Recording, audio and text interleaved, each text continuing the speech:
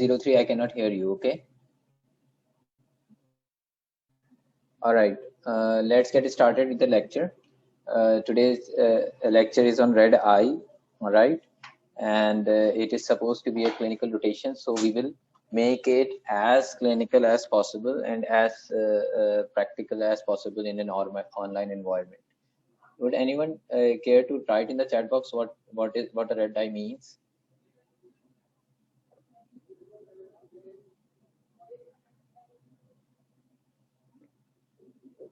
Would anyone mean what does it mean? Red eye. What is red eye? Inflamed eye. Yes. Okay.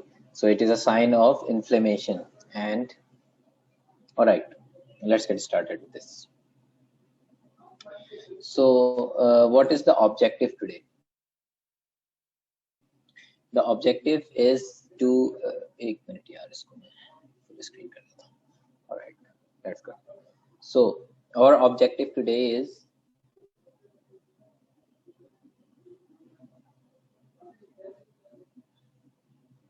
the common differential diagnosis of a red eye and their clinical features. Examine a patient and narrow down the cause to a condition that, number one, needs immediate treatment. Okay, so you cannot send the patient away from your emergency room. You need to treat a patient, or whether immediate treatment needs to be done to the patient, and a specialist ophthalmic attention or referral needs to be arranged urgently. Okay, so that is another category of red eye. And there is a third category that does not need immediate treatment and can be followed in the clinic for resolution. Okay, so we have to make a decision in the emergency room as primary care physician to decide whether we need to wake up the consultant in the middle of the night or not, whether the emergency is of that nature, the red eye is of that is an emergent problem then. Okay, so how do we do that? So what is red eye? It is a non-specific term that describes an eye with an angry look secondary to enlarged and dilated conjunctival blood vessels. Okay, so an angry looking eye in which you can clearly see the blood vessels over here. This is known as a red eye. Okay, and just to give you a heads up on the normal anatomy that we observe with the torchlight, we can clearly see the pupil, the iris, the sclera and conjunctiva, the caruncle and the eyelids. Okay, so the red eye may be secondary to diseases affecting any of these, or due to say diseases that are primarily sight threatening and involve the internal structures of the eye. Okay, so how do we start off with a patient of a red eye? We take a brief history, inquire about the chief complaint of the patient. What is the most important patient concern? Is it vision? Has the patient had vision loss recently? Is it pain? Is the eye very painful, or is it just the appearance? The patient says, let's suppose, and this has often happened in our hospitals, that the patient appears in the middle of the night and he says that my eye is red for the last 2 days, and the patient does not have any vision, the patient has any visual problem, the patient does not have any pain, it is just red.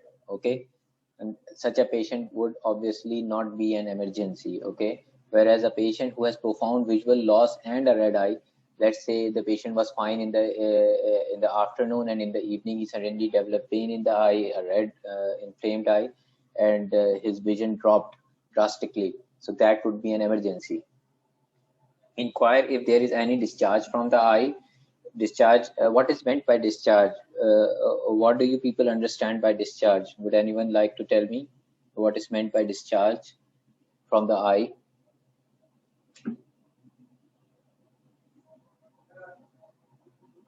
Well, discharge is actually self-explanatory, but there are actually types of discharge. Discharge may indicate an allergic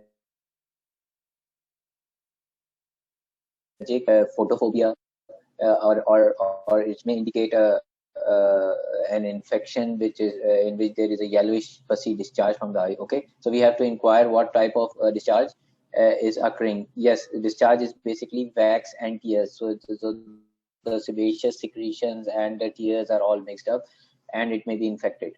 So we must inquire whether there is itching, and there will be a host of other complaints the patient may have. Then take the history of present illness. Has the visual loss, if there is visual loss, has that condition developed over the last few hours, or it has been days on and off? Okay. So is it like the patient has had a red eye for 2 days and then he was fine, and then he had for 1 day and then he was fine? So we have to inquire about that. What is the present status of the vision in the eye? Okay, is it normal? Is it slightly decreased? Is it drastically decreased? We have to see all that. And take a past ocular history. Has he been having such episodes in the past? Eye diseases such as allergic conjunctivitis, injuries to the eye in the recent past, if he has had an ocular diagnosis before from a previous consultant, etc., any treatments he has received, surgeries, medications, all of these need to be taken. And take a past systemic history. Okay, primary past medical history, medication, social history, etc., and family history of ocular diseases is also important. Okay, then do a quick examination of the patient. Assess the visual acuity. How do we assess a visual acuity? Would anyone tell me?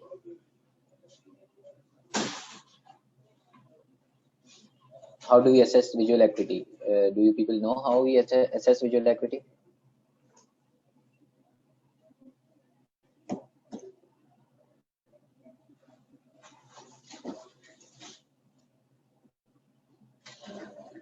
Okay, good. Someone has said Snellen chart. Two people have said Snellen chart. How else can we assess visual acuity? Let's say we are in the emergency room of Civil Hospital Karachi, and there are just so many patients, and you don't have a Snellen chart. How will we assess the visual acuity then? How can we be sure that the patient has normal vision or not?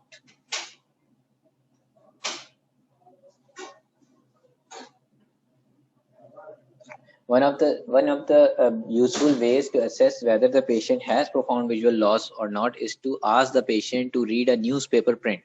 Okay, so if the patient is able to read a newspaper print, the patient's visual acuity is probably fine. Okay, and if the patient is of a presbyopic age, that is greater than 40 years of age, we will ask him to put on his near glasses. Okay, and then read a newspaper print. Okay, so that is one of the crude tests which will tell us whether the vision is affected or not. Okay, so you can test visual acuity with distance and near, and examine each eye individually. And also for emergency care physicians, there is a chart.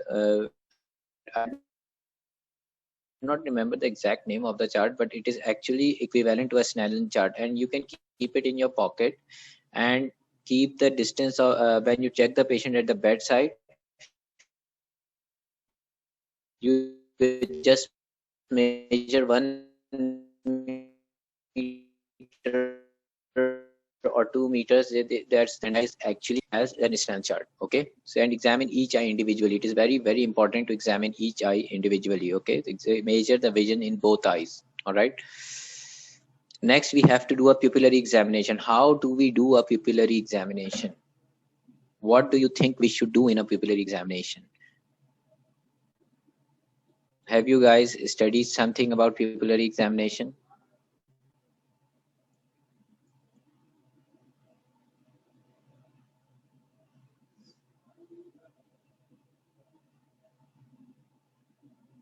Light reflex. Okay, someone has said light reflex. Okay, very good. So we can check the light reflex. Equal and uniform reaction to light in both eyes excludes most sight-threatening emergencies. Okay, so we have to check the consensual light reflex and direct track reflex. And some of the other reflexes that we can check are the near reflex, and a lot of there are a lot of reflexes, but the light reflex is the most important one. So very good. You have to check whether the light reflex is uniform in both eyes or not. Okay, and then you can do a visual field. So how do we check a visual field on the bedside? We do a confrontation visual field in which we cover one eye of the patient and one of our own eyes, and then compare the visual field with each other. Okay, so a gross confrontation, a sight-threatening emergency such as a retinal detachment with something that is not so acute. Okay, but pardon me, retinal detachment does not usually produce a red eye. but a lot of other diseases such as angle closure glaucoma, etc., produce a red eye, and there will be loss of visual acuity and visual field. Okay, and what you can do is a digital IOP estimation. So how do we do a digital IOP estimation? Do you know how we do a digital IOP and what is meant by IOP? Sorry, what is meant by IOP?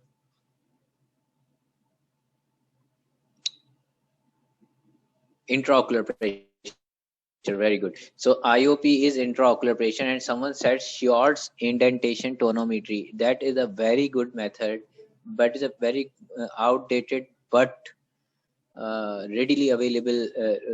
I'm sorry, not readily available, but easily done method. But I don't think Short's tonometer will be available to you in most emergency rooms. Okay, Short's tonometer was used to be used in 1980s in Pakistan. Okay, and even before that in other countries. So Short's tonometer will not be available to you. Okay. So what we can do is we can check the IOP by simply doing a allotment of the eye with 2 fingers. Okay, and that will give us an idea whether the eye is very hard or not. Someone said provocative test for primary angle closure glaucoma. Okay, we can do that, but that would be way beyond the scope of a emergency physician. Okay, then what you can do is you can do an external eye and ocular adnexa examination. Look for discharge, whether it is purulent, watery, or mucoid, periorbital swelling. With this examination, with this quick examination, you would have an idea what is the nature of the emergency, whether it is infective conjunctivitis, whether it is angle closure glaucoma, whether it is severe exacerbation of an allergic conjunctivitis. Okay, then you focus your examination on narrowing down your diagnosis. Okay, so what you can do is you look for discharge, periorbital swelling, signs of infection or trauma. Okay, localized or diffuse redness of the conjunctiva and sclera. Okay, so episcleritis, scleritis are very important diseases. In episcleritis there is a localized redness of the conjunctiva and sclera, and in scleritis there may be a diffuse redness of conjunctiva and sclera. Look at the anterior segment. What you can do is you can use a torch or an ophthalmoscope. Let me tell you, some of the doctors would tell you that ophthalmoscope is like a primitive equipment, but this is the most important piece of equipment you can have for ophthalmic examination as an emergency physician. Okay, you can narrow down you can make an instant diagnosis if you know how to use ophthalmoscope properly. So it is my advice to every medical student to actively learn direct ophthalmoscopy during their ward rotations in ophthalmology. Okay, this is very important. So you can examine the anterior segment by torch. Okay, what you would do is you would do an oblique illumination. It will tell you whether there is a shallow anterior chamber or an obliterated anterior chamber. Okay, look for corneal abrasions or ulcer or keratitis for which there is urgent referral is needed. You can look for hyphema. What is hyphema?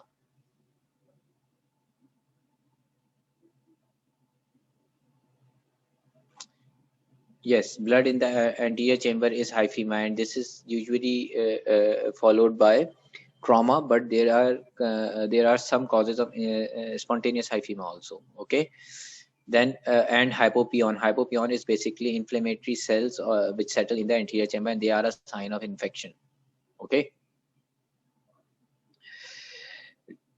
you can look at the posterior segment, retina and vitreous using a direct ophthalmoscope.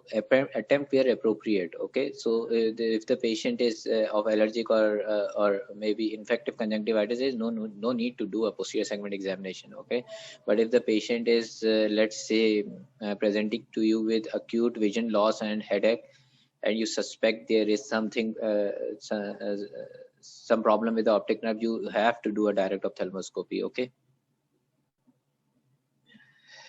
So I have included this picture to show you how a narrow angle looks like. This is a useful thing you will learn in this lecture. Okay, this will help you for the rest of your life. Okay,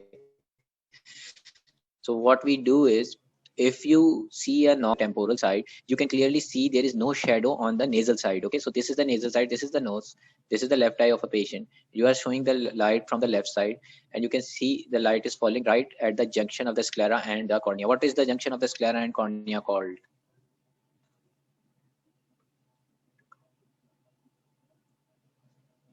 Limbus. Very good. So limbus, so the light should be falling on the limbus. Okay, and this light passes through the anterior chamber and exits from the opposite side. Can you see this this red, this slightly bright line over here? Would you write in the chat box and tell me if you people see this this bright line over here? Okay, 1, 2, 3. Okay, so 3 people can see. Good. All right. So the light. So this tells us that there is no obstruction in the path of the light. Okay. Now let's see a light, an eye with a narrow angle. Okay. So what is the angle? Would anyone tell me what is the angle I'm talking about? What is the angle in the eye? What is the anterior chamber angle? Yes, very good. Anterior chamber angle. So where is the anterior chamber angle? The anterior chamber angle is at the junction of the iris and the cornea. Okay, so this is the location where the trabecular meshwork is present, and from here almost all of the aqueous drains out of the eye. Okay, so it is important that this angle remains open. If this angle becomes closed, then the intraocular pressure will rise and a condition known as acute angle closure glaucoma will happen, and that is an acute ophthalmic emergency. Okay, it's one of the few emergencies in ophthalmology that will actually that need treatment within hours. Okay, within no, I'm sorry, not within hours, within minutes. Okay, so so a normal if the anterior chamber depth is normal, so a narrow anterior chamber angle results in a shallow anterior chamber depth. Okay, so the anterior chamber is not so deep. So if the anterior chamber angle is normal and the anterior chamber depth is normal, then you will not see any shadow on the nasal side. But if it is narrow, as you can see in this photograph, there is no bright streak over here as in this one. Okay, this shows that there is a shadow on the nasal side, and that the anterior chamber and that the anterior chamber is very shallow and the light is being obstructed by this pupil. So this is one of the signs of a primary angle closure glaucoma or an impending primary angle closure glaucoma. Primary angle closure glaucoma does not happen instantaneously. First, it will cause a few episodes of angle closure, and that would cause patient discomfort, and then the patient will present to you. Okay, so when the patient presents to you, it may be that that acute attack has actually resolved, but this condition will be there. Okay, so there will be a narrow anterior chamber angle. All right, so what are the common etiologies? All right, so this is a clinical lecture. Okay, this is not a sorry, this is a clinical class, not a lecture. Okay, so I am going to tell you what I perceive as more important points in this one. Okay,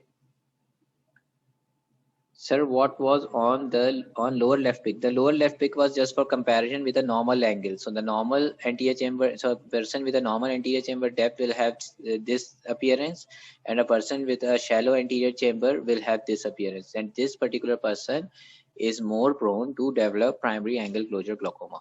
Okay. Now, the common etiologies of red eyes include chemical injury in order of decreasing emergency. Okay, so chemical injury is a grave emergency. I can tell you, you cannot delay minutes over here. Okay, have to act instantaneously. Then there is angle closure glaucoma, ocular foreign body. You need to remove a foreign body. Sometimes the foreign body may actually penetrate into the eye, and then it becomes an ophthalmic case. But as an emergency physician, you can remove a superficial foreign body from the eye. Corneal abrasions, uveitis, conjunctivitis, ocular surface disease, and subconjunctival hemorrhage. So you can actually appreciate that chemical injury will cause sight loss if not proper. It makes a big difference whether you act instantaneously or after 1 hour, or you call some other senior and ask them to have a look at a chemical injury. In chemical injury, you have to act instantaneously. Okay.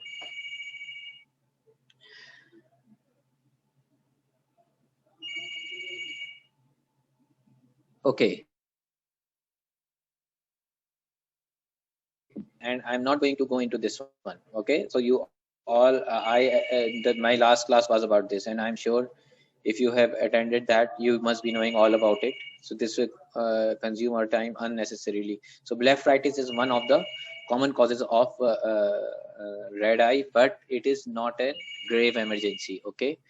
So you have to treat blepharitis appropriately with antibiotics and steroids if needed. Okay.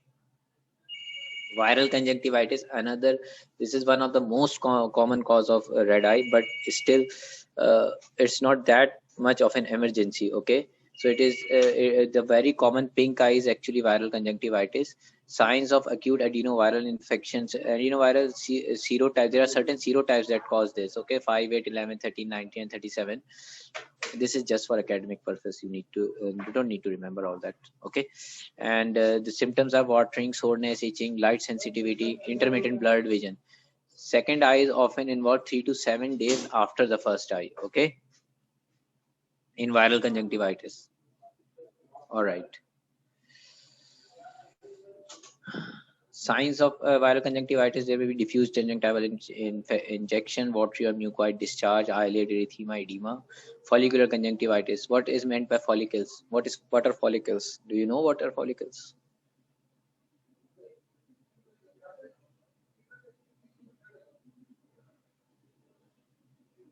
Anyone would know what are follicles? Okay. Follicles are actually hypertrophied lymphoid tissues. Okay. Hypertrophied lymphoid tissue. Our palpebral conjunctiva has a lot of lymphoid tissue. Okay.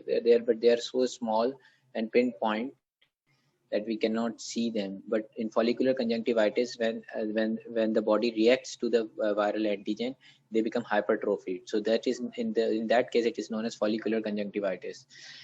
And the treatment for viral conjunctivitis, you don't need to wake up the consultant in the middle of the night, and you can give symptomatic treatment at night with artificial tears. Ask the patient to do cold compresses, and tell him that this disease is probably self-limiting, but he can visit the ophthalmologist in the morning if needed, if his condition worsens. Okay. This is how a corneal involvement in viral conjunctivitis looks like. Okay. Bacterial conjunctivitis, again very common, and symptoms are irritation, diffuse discharge, intermittent blood vision, and there may be mucopurulent exudate and mucopurulent discharge. You can do a lot of workup, but what you need to do is start a broad spectrum antibiotic straight away. I would recommend chloramphenicol drops to primary care physicians, and if you are working in the emergency room, okay, because they have a very good coverage of most of the pathogens that cause bacterial conjunctivitis, and they have the least side effects. Okay. Some of the people think that chloramphenicol are outdated drugs, or that they have side effects such as gray baby syndrome.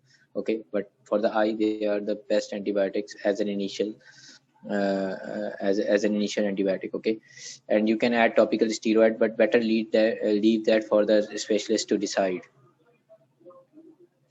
Okay, so this is a small slide of a bacterial versus viral conjunctivitis. You can see there is crusting. Okay, a red eye with a sticky yellow discharge is bacterial. Eyelashes and eyelids may stick together. This is bacterial conjunctivitis. While viral conjunctivitis is the pink eye, which is red, itchy, watery eye, highly contagious, up to 10 to 12 days. But there is no discharge like this. Okay, so a bacterial. But there is a caution here. Okay, most viral conjunctivitis will look like this, but if viral conjunctivitis carries on for 4 or 5 days, it may actually look like this. Okay, so the history is very important. If it develops acutely for 1 or 2 days, and then it will look like this, and if the patient ignores it for 3 or 4 days, then a secondary bacterial infection can occur on this, and in that case you would need an antibiotic in this for this eye. Okay. All right. There is a subset of conjunctivitis known as membranous conjunctivitis. This needs urgent ophthalmology referral, and may need addition of strong topical steroid and peeling of the membrane. So the membrane forms on the surface of the palpebral conjunctiva and on the surface of the cornea even, and this needs to be removed by an ophthalmologist. Okay. One of the common causes of membranous conjunctivitis is chlamydial conjunctivitis. Okay.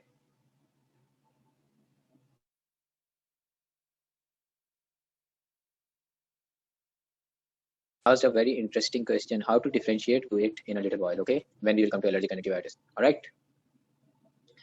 So ocular chlamydial conjunctivitis occurs due to ocular inoculation from genital infection with Chlamydia trachomatis. It may be acute or subacute. There is a lot of irritation, tearing, and photosensitivity. And usually it is urinator diffuse follicular conjunctival reaction is present, scant mucopurulent discharge is present, and preauricular lymphadenopathy. What do you understand by preauricular lymphadenopathy? What is meant by preauricular lymphadenopathy? And how do we examine for it? Okay, I think we have a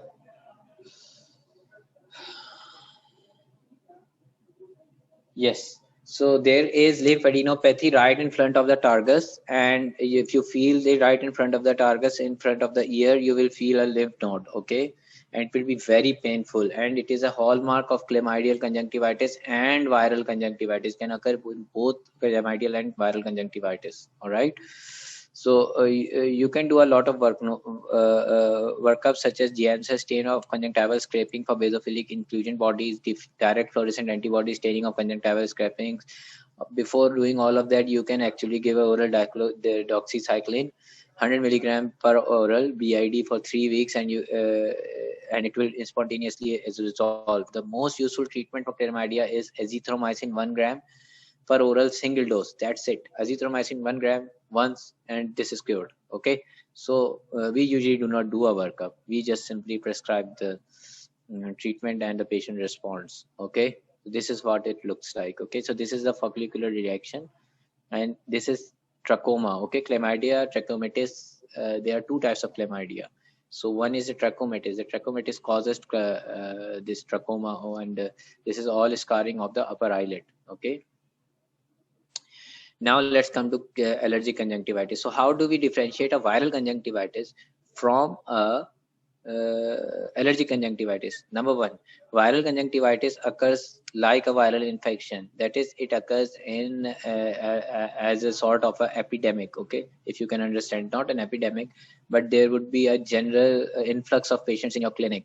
Suddenly you would be seeing a lot of red eyes. Okay, so that would point to a more viral etiology. There is more intense itching in viral conjunctivitis, whereas allergic conjunctivitis there is seasonal, and there is history of atopic disease.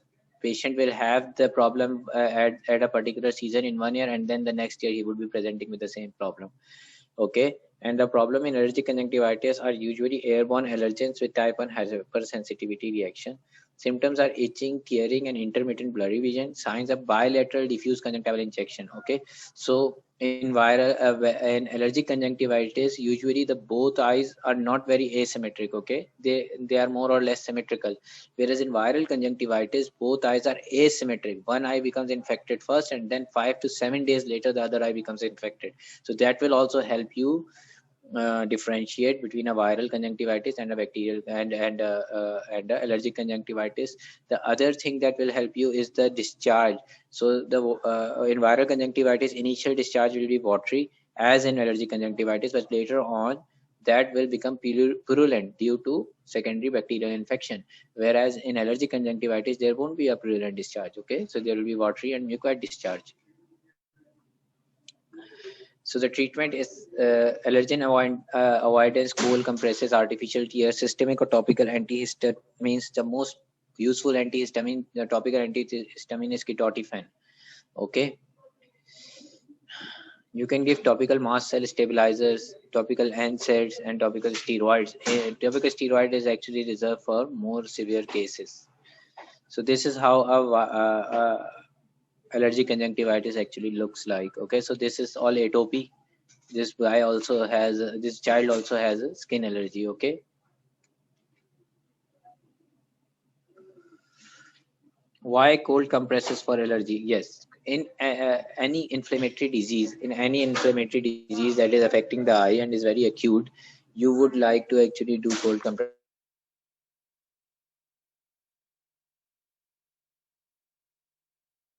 We're at corneal abrasion. So corneal abrasion is one of the more important problems that we need to instantaneously recognize, because uh,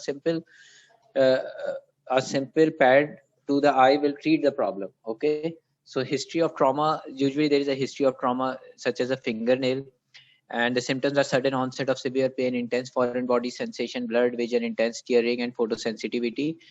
There may be a diffuse subconjunctival, there may be a diffuse conjunctival damage, okay, because of the trauma. Watery discharge, there will be there, staining of the epithelial defect will be there. So how do we stain an epithelial defect? Do you know what lies beneath the epithelium? What is the most what is the base of the epithelium formed of? All right, let's cut that short. It is formed by basement membrane. Okay, so the epithelium has a basement membrane, and the epithelium scraps off, that basement membrane is scrapped off. And in eye, all of the nerve fibers are in the cornea, they are non-myelinated. Okay, so non-myelinated nerve, when it is stimulated, it produces intense pain.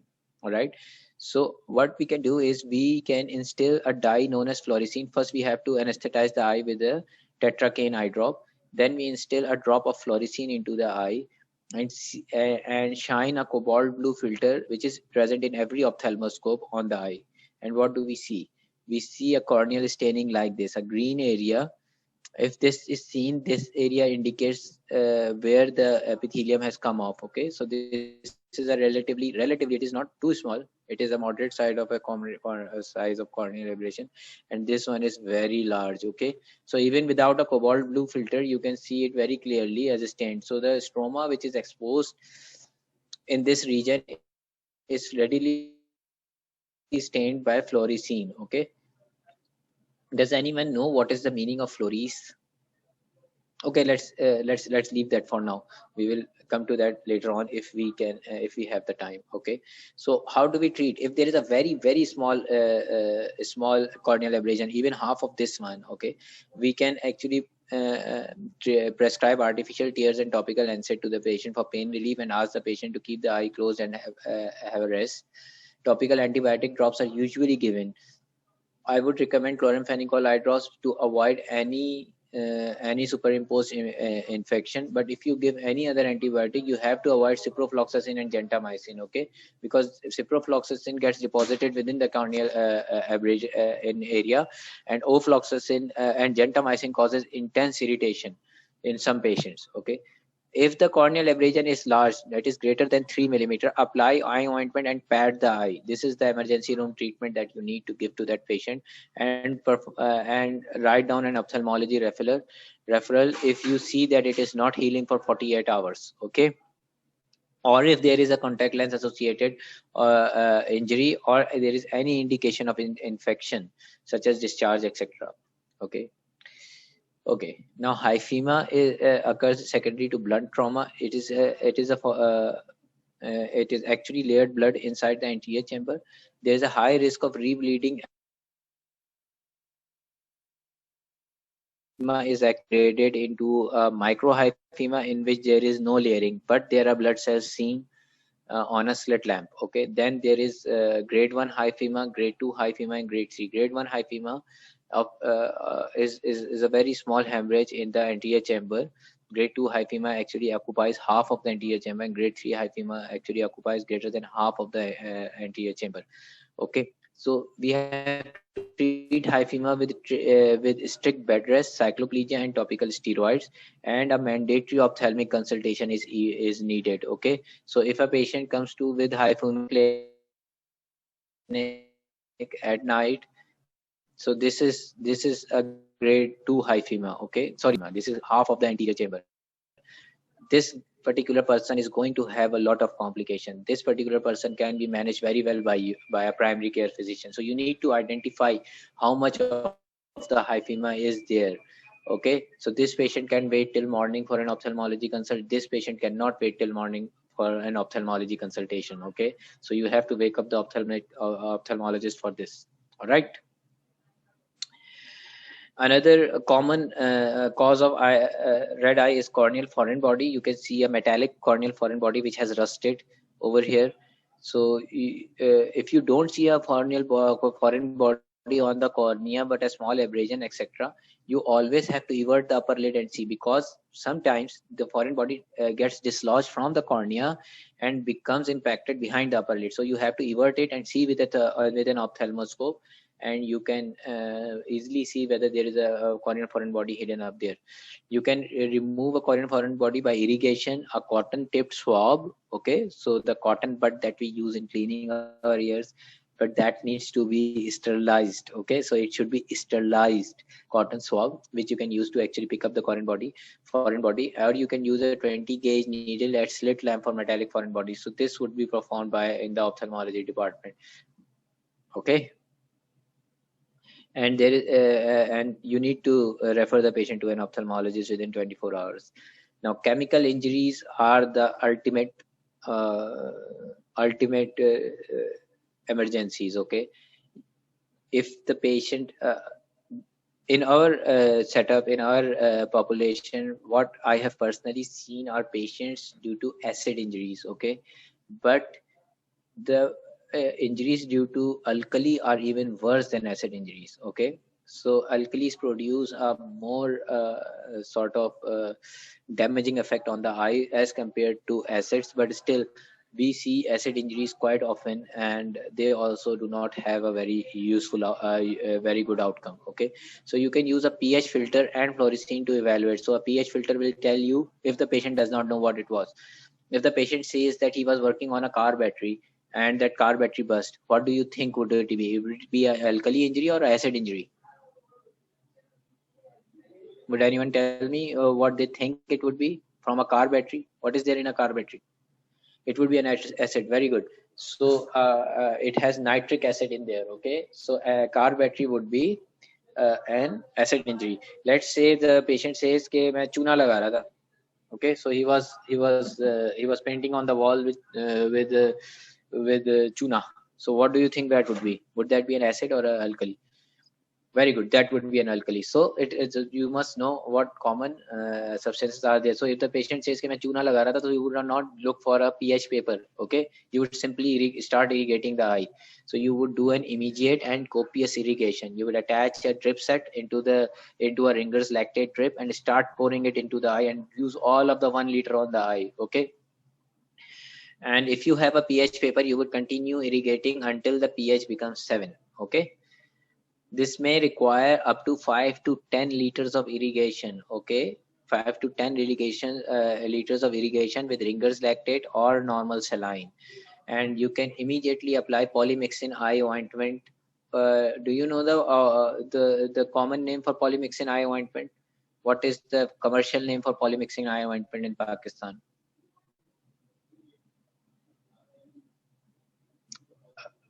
I actually told you in your last lecture. Polyfex, yes. So Polyfex eye ointment is a polymyxin eye ointment. Okay, so you can use that on the eye because it actually covers the surface of the eye and helps with epithelium healing. Alkali is worst, acid is common, especially in Pakistan. Okay, so we have already discussed that. Let's move on. So this is how you use a pH paper on the eye, and you can already see that this cornea has become clouded. Okay,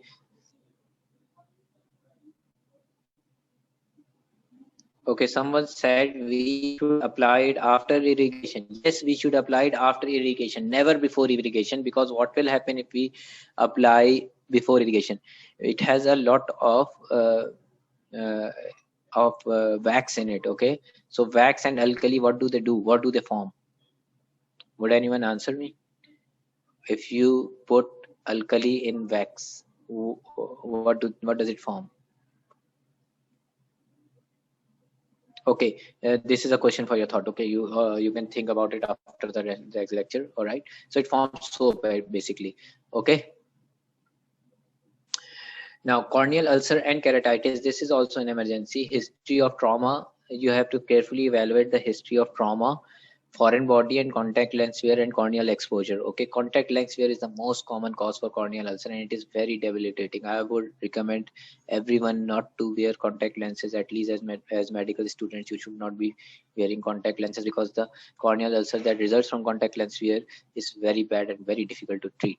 Okay, so you need to be worked up by an ophthalmologist, and the treatment is immediate ophthalmology referral with topical broad spectrum antibiotics such as ofloxacin. So these are some of the results of contact lens wear. Okay, so you can see a hypopyon over here. This wide layered area is hypopyon, so it contrasts with the hyphema. So you saw hyphema was very red and this is white. Okay, yes, contact lens wear can cause acanthamoeba keratitis. It is very rare but very bad. Okay, acanthamoeba keratitis, usually I have not seen patients uh, having useful vision after acanthamoeba keratitis. Okay, all right. So uh, our time is actually almost finished. I would like to discuss one important emergency, ophthalmic emergency that you and cause of red eye that you should know about. It is acute angle closure glaucoma. Okay, so what happens is in acute angle closure glaucoma, there is a pupillary block. The lens and the pupil actually become impacted, and the eyes. Some eyes are anatomically predisposed, and these are eyes with narrow anterior chamber angles, and they are usually hyperopic. So we discussed this at the start of the lecture. Okay, they are precipitated by topical mydriatics, systemic anticholinergics, or sympathomimetics. So it is very important to take the drug history in these patients. And they can also happen due to excessive accommodation. So if a patient is reading in dim light, what happens in dim light is that since the illumination is decreased in the room, the pupil becomes dilated a little bit. But when the patient starts reading in dim light by showing a light right onto the book, now lens also becomes to accommodate, and it becomes more globular to accommodate for near vision, and then the pupillary block happens. Okay, women are more affected than men by 3 to 4 times, and the peak age is between 55 to 70 years, but it can occur in very young patients. Okay, there is unilateral blurred vision, halos around lights, monocular. So what will happen is that patient will tell you, okay, doctor sahab, I started to have pain. All right. And then when I opened the light and I looked at the light, I could see a rainbow like color in my left eye or right eye, whichever is affected. So that is known as halos. So halos is like ghost images of the main image. Okay. So there will be 3 or 4 blurred images of the same object, of a same lighted object around the original object. Okay. There is intense pain and photophobia and frontal headache, and vasovagal symptoms may be there. Sometimes patients with acute angle closure glaucoma are confused with acute abdomen, and they have sweating, nausea, and vomiting. Okay, and some of the signs are fixed mid-dilated pupil, diffuse conjunctival injection, corneal edema with blurring of the light reflex. So how do you know that the cornea is edematous? Okay, so you can see over here, you cannot see the iris details very clearly. There is a fixed mid-dilated pupil, and the pupil is not actually so round. It is a bit, the height of the pupil is more than its width. Okay, so the upper pupil becomes oval in acute angle closure glaucoma.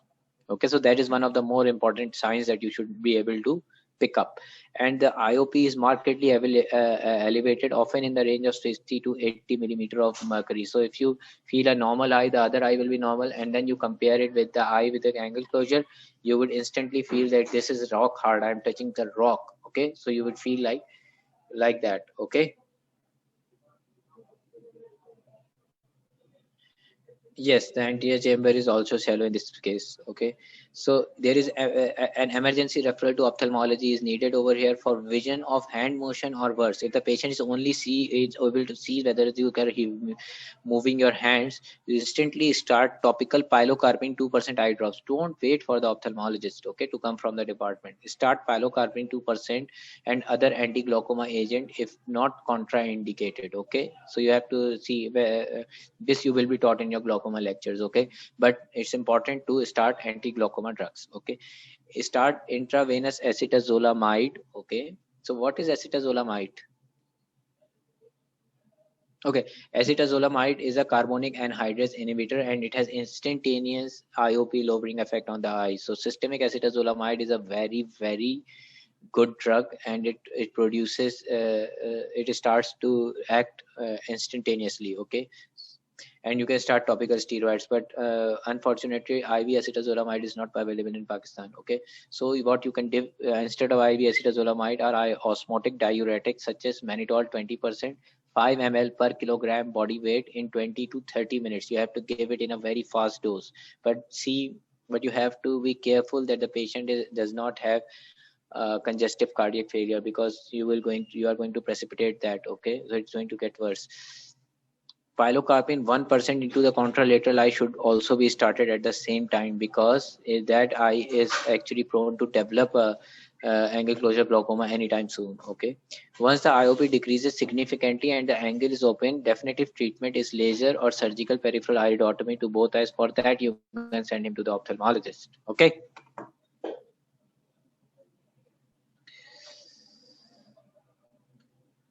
So this is how a eye with angle closure glaucoma looks like. Okay, so that would be the end of the lecture. Let me just tell you one more thing. One important cause of a red eye is scleritis. Okay, there's 50% idiopathic and 50% with systemic disease such as rheumatoid arthritis, systemic lupus erythematosus, polyarthritis nodosa, and others. And this is also a grave emergency. Okay, sometimes it is a necrotizing scleritis and it can worsen in hours. So you need to actually identify this. So in scleritis, there is a gradual onset, severe pain, photophobia, tearing, normal vision, and it is recurrent. So the patient will give a recurrent history. And when you touch the eye on the at the point where it is very red, it will be very tender. Okay, there will be sectoral or diffuse scleral edema, thinning with bluish hue and edema, and possible nodules or necrosis. Okay, and if you instill 2.5% phenylephrine into the eye, deep episcleral and scleral vessels do not blind. So the redness will not decrease with the 2.5% phenylephrine. So that is a definitive test for scleritis. Okay, so we have largely covered red eye, and you will learn more when you will come to your ward rotation, inshallah. Okay, so have a good day. Allah Hafiz.